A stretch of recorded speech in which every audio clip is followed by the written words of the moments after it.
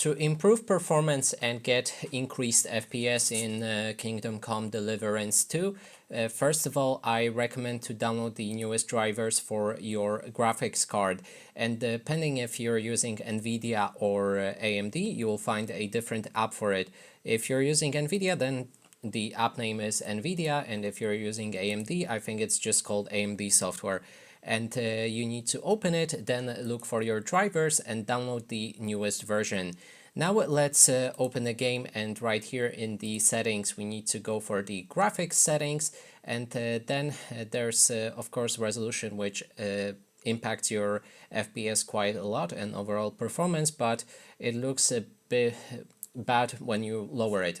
Anyway, if your game is lagging and has low FPS, then I recommend to just lower that resolution if it's possible. Also, we have overall image quality. You can also experiment with that depending on your hardware. If you have a very low FPS, go for the low right here. Now let me show you most important thing that you can do. And here when you scroll down, there's resolution scaling, and there's a technology that you can switch between DLSS, FSR or OFF. So I recommend to put FSR if you're using AMD card, and DLSS if you're using NVIDIA card. Then below you can change the mode, and if your game is running very bad, then you can go for performance.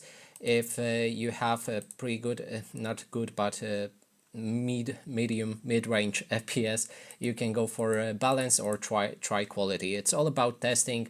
You can try to use those settings, but resolution scaling is very important if you want to get a higher FPS. And now let's go back, and you of course need to save that changes after you actually change them. And when we go back, there's also additional settings in graphics and advanced graphics.